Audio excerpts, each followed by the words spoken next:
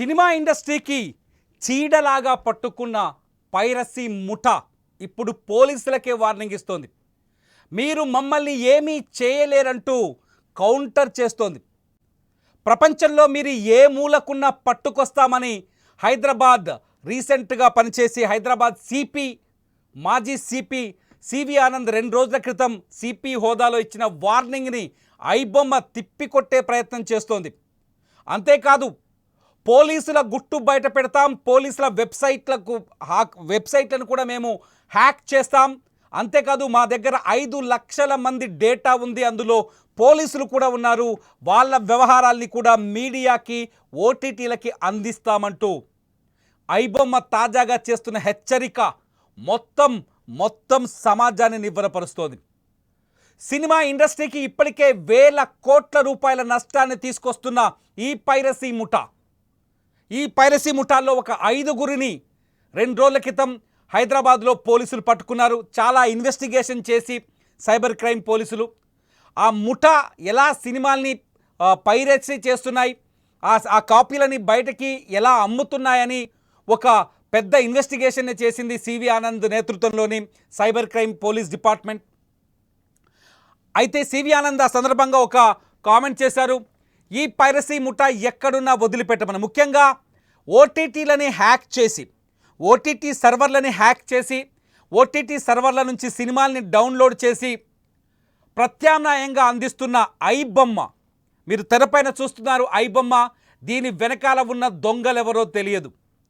అయితే ఈ ఐబొమ్మని వార్న్ చేశారు సివి ఆనంద్, మీరెక్కడున్నా వదిలిపెట్టేదే లేదు, అంతర్జాతీయ టెక్నాలజీ సహకారంతో మిమ్మల్ని కంట్రోల్ చేస్తాం, పట్టుకొచ్చి తీరుతాం, హైదరాబాద్ పోలీస్ స్టేషన్లో ఉన్న సెల్లో బొక్కలో తోసి తీరుతామని చెప్పేసి వార్నింగ్ ఇచ్చారు. కానీ ఐబొమ్మ తాజాగా ఒక వార్నింగ్ ఇచ్చింది. 2023లో ఏదైతే వార్నింగ్ ఇచ్చిందో అదే వార్నింగ్ని మళ్ళీ రిపీట్ చేసింది ఐబొమ్మ. మేము ఎవ్వరికీ భయపడం, పోలీసులు మా పైన ఫోకస్ చేస్తే మేము పోలీసుల పైన ఫోకస్ చేస్తామంటూ ఒక వార్నింగ్ ఇచ్చింది ఐబొమ్మ. మీ డేటా, మీ గుట్టంతా మా చేతుల్లో ఉందని హెచ్చరికలు జారీ చేసింది. అంతేకాదు సినిమా ఇండస్ట్రీకి ఒక 4 కఠినమైన ప్రశ్నలు కూడా వేసింది ఐబొమ్మ. నిజానికి ఇక్కడ పోలీసులు చాలా కష్టపడ్డారు. హైదరాబాద్ పోలీసులు ఈ ముఠాని పట్టుకున్నారు. సిరిలని ఒక వనస్థలిపురం వేదికగా వనస్థలిపురాన్ని అడ్డా చేసుకొని సినిమాని పైరసీ చేస్తున్న ఒక 5గురు వ్యక్తులను అరెస్ట్ చేశారు. ఇదంతా థియేటర్లో సినిమా రిలీజ్ అయిన తర్వాత కెమెరాతో రికార్డ్ చేసే ముఠా ఇది. కానీ అసలు కథంతా ఇప్పుడు ఐబొమ్మ దగ్గర ఉంది. ఐబొమ్మ సామాన్యుడికి ఫ్రీగా సినిమాని అందిస్తోంది. ఎటువంటి ఓటీటీ ఛార్జీలు చెల్లించకుండా, ఎటువంటి ఓటీటీ రీఛార్జ్ చేయకుండా ఇంటర్నెట్లో ఐబొమ్మని కొడితే చాలు సినిమాలు వచ్చే పరిస్థితి కనిపిస్తుంది. ఐబొమ్మ వల్ల తెలుగు సినిమా ఇండస్ట్రీకే 3,700 కోట్ల నష్టం వచ్చింది. మొత్తం ఇండియన్ సినిమా ఇండస్ట్రీకి 22,000 కోట్ల రూపాయల నష్టం వచ్చినట్టుగా ఒక అంచనా వేస్తున్నారు పోలీసులు. అయితే ఐబొమ్మ ఈ పోలీసులకు ఇచ్చే వార్నింగ్లో కొన్ని ప్రశ్నలు వేసింది. ప్రశ్న 1, హీరోలకు అంత రెమ్యునరేషన్ ఎందుకు? నిజంగా సినిమాల్ని దొంగిలించడం అతిపెద్ద నేరం. దీన్ని ఎవరైనా ఖండించాల్సిన విషయమే, ఎవరు సమర్థించే విషయం కాదు. సినిమాల్ని ఎందుకంటే ఎంతో కష్టపడి ఒక డైరెక్టర్ తన ఆలోచనని ఒక మూవీగా మార్చి ఎంతోమంది సినిమా కార్మికులు, ప్రొడ్యూసర్ ఎక్కడెక్కడనో అప్పులు తీసుకొచ్చి ఏదేదో కష్టపడి ఒక అద్భుతమైన సినిమాని తీసి దాన్ని ప్రజలకు అందిస్తే టిక్కెట్లు పెట్టి కొనుక్కొని చూస్తే ఆ ప్రొడ్యూసర్కి 4 రూపాయలు మిగులుతాయి. కానీ ఇక్కడ ఆ ప్రొడ్యూసర్లను కూడా ప్రశ్నించింది ఐబొమ్మ. చాలా మొట్టమొదటి ప్రశ్న ఇది 2023లో కూడా ఇదే ప్రశ్న. అయితే ఐబొమ్మ ఆ 2023లో ఏదైతే వార్నింగ్ ఇచ్చిందో అవే వార్నింగ్లు మళ్ళీ రిపీట్ చేసినట్టుగా తెలుస్తుంది. ఈసారి పోలీసులకు వార్నింగ్ ఇస్తూ చేసినట్టుంది. మీ డేటాని మేము దొంగిలిస్తామని కొత్తగా పోలీసులకి వార్నింగ్ ఇస్తూ పాత ప్రశ్నలు రిపీట్ చేసింది ఐబొమ్మ. మొదటి ప్రశ్న, హీరోలకు అంత రెమ్యునరేషన్ అవసరమా? హీరో మీ కొడుకైనా సరే ఎందుకన్ని కోట్లు ఇస్తున్నారు హీరోలకి అని. లిటరలీ ఐబొమ్మ అడుగుతున్న ప్రశ్నలో నిజం కూడా కనిపిస్తుంది. అది దొంగ సైటే, దొంగలే వాళ్ళని జైల్లో పెట్టాల్సిందే.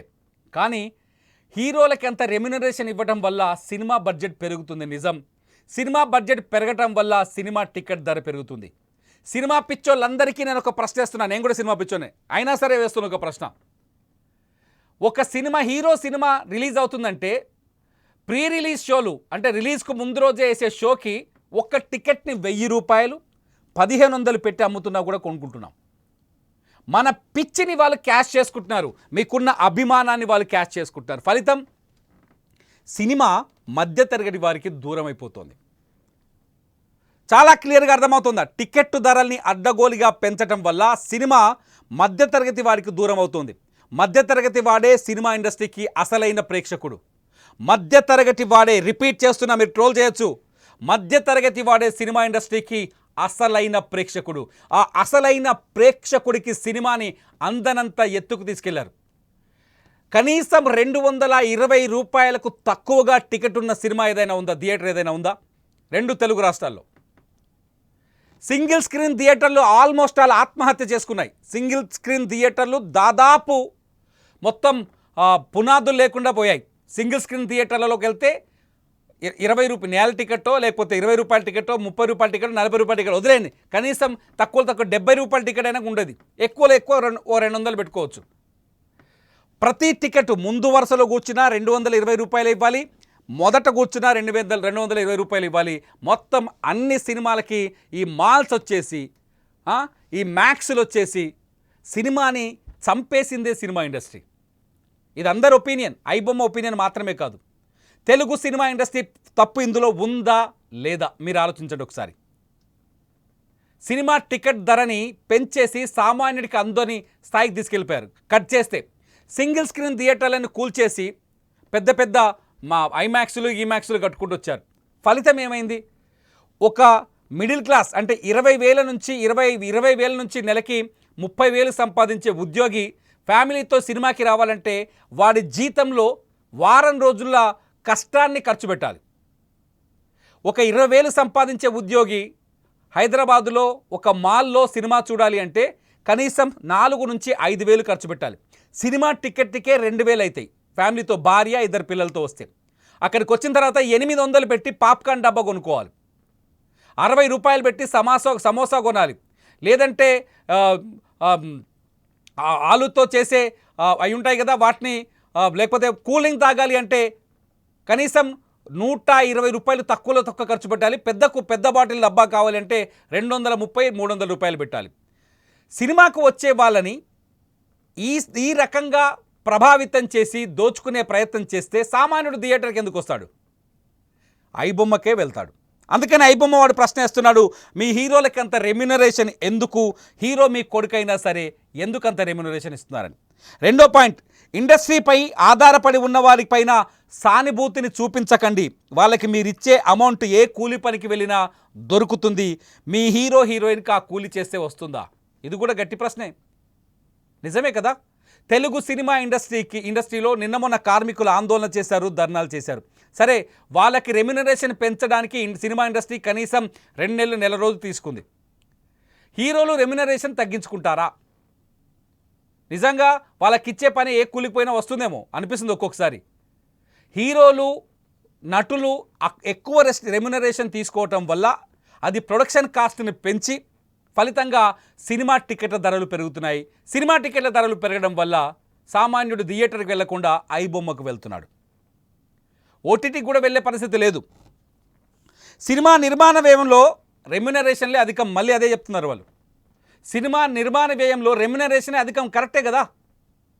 ఒక హీరోకి ఎన్ని 10 కోట్లు అంటే 40 కోట్లు, 50 కోట్లు, 60 కోట్లు ఇలా డబ్బులు ఇస్తే ఆ హీరో మరింత హీరో అయిపోతాడు.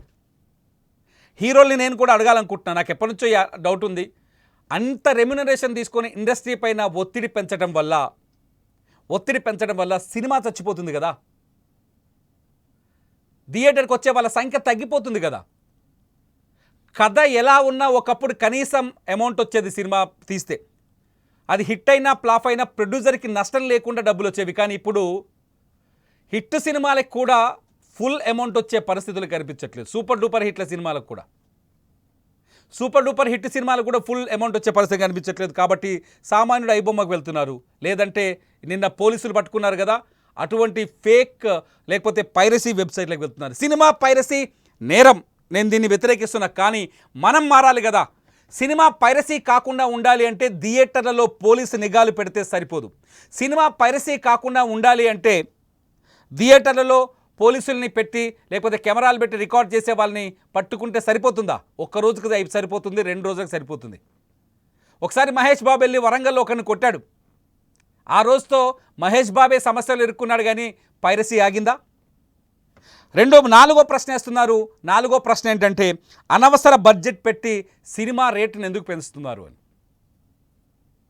ఇది కూడా ఆలోచించాల్సిన విషయమే సినిమా ఇండస్ట్రీ. అప్పుడు మీ టికెట్ ధరలు పెరుగుతాయి. ఫలితంగా మిడిల్ క్లాస్ మెన్ ఎవరైతే 20,000కి ఉద్యోగం చేస్తున్నాడో, 20,000 నుంచి 60,000 వేసుకోండి, 60,000 వరకు ఉద్యోగం చేస్తాడో వాడు ఖచ్చితంగా ఐబొమ్మకే వెళ్తాడు. అదే జరుగుతుంది.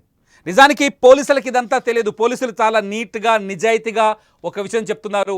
ఎవరైతే ఈ సినిమా వెబ్సైట్లని స్కాన్ ఓటీటీలని ఆక్యుపై చేసి ఓటీటీలని అడ్చేసి హ్యాక్ చేసి అక్కడి నుంచి సినిమాలు డౌన్లోడ్ చేస్తున్నారో అటువంటి వాళ్ళ తాట తీస్తామని చెప్తున్నారు. వీళ్ళు తీయాల్సిన అవసరం ఉంది. ఐబొమ్మ వాడు ఎక్కడున్నా, దేశంలో కాదు విదేశాల్లో ఏ దేశంలో పట్టుకొచ్చి తోలు తీయాల్సిందే. ఎందుకంటే తెలుగు సినిమా ఇండస్ట్రీకి 3,700 కోట్ల నష్టం, మొత్తం ఇండియన్ సినిమా ఇండస్ట్రీకి 22,000 కోట్ల నష్టం. ఈ నష్టాన్ని ఖచ్చితంగా కంట్రోల్ చేయాల్సిన అవసరం ఉంది. ఎందుకంటే నష్టపోయేది ఇద్దరే ఈ సంఘటనలు జరిగితే. ఒకటి మిడిల్ క్లాస్ సినిమా టికెట్ కొన్న మిడిల్ క్లాస్ మెన్ మధ్యతరగతి వ్యక్తి అయితే, రెండోది వచ్చేసి ఆ సినిమాకి 100 కోట్ల బడ్జెట్ పెట్టిన ప్రొడ్యూసర్ కోణంలో ఎవరు ఆలోచించట్లేదు. దొంగలున్నారు. ఇటువంటి ఐబొమ్మ లేకపోతే మరొక సినిమా మరొక వెబ్సైటు దొంగ వెబ్సైట్లలో ఆ సినిమా కాపీ చేసి పెడితే ఫస్ట్ ప్రొడ్యూసర్ ఉరి పెట్టుకోవాల్సిన పరిస్థితి వస్తుంది. ప్రొడ్యూసర్ సినిమాని కోల్పోయి, ఆస్తుల్ని కోల్పోయి సర్వం నాశనం అయిపోయే పరిస్థితి వస్తుంది. కాబట్టి ఖచ్చితంగా ఇది ఇండస్ట్రీ అంతా కూర్చొని పోలీసులకు థ్యాంక్స్ చెప్పడమే కాదు. నేను పెద్ద పెద్ద హీరోలు ఉన్నారు ఈ వీడియోలో, నేను చూపిస్తున్న వీడియోలో, కానీ పోలీసులకు థ్యాంక్స్ చెప్పడంతో సరిపోదు. పైరసీని అరికట్టడానికి ఇంకొక అడుగు ముందుకేసి సినిమా బడ్జెట్ల విషయంలో, బడ్జెట్ వదిలేండి, సినిమా టికెట్ల విషయంలో కఠినమైన నిర్ణయాలు తీసుకోవాల్సిన అవసరం ఉందేమో. పెద్ద పెద్ద థియేటర్లకి జనాలు వచ్చే పరిస్థితులు కనిపించట్లేదు. సింగిల్ స్క్రీన్ థియేటర్లని కాపాడుకోండి.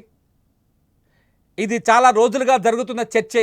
ఈ చర్చలో మీరు కూడా ఈ వీడియో కింద కామెంట్ చేస్తూ పాల్గొనొచ్చు. ఈ చర్చని మొదలుపెట్టాం. ఈ చర్చలో మీ విలువైన సలహాలుంటే ఖచ్చితంగా వాటిని కూడా మరొక వీడియో చేసి నేను మీ ముందుకు తీసుకొస్తా. సినిమా ఇండస్ట్రీ పైరసీ వ్యవహారం, దీంతోపాటు ఐబొమ్మ వార్నింగ్, ఈ అన్నింటిపైన ఒక్కసారి మీరు కూడా ఆలోచించండి.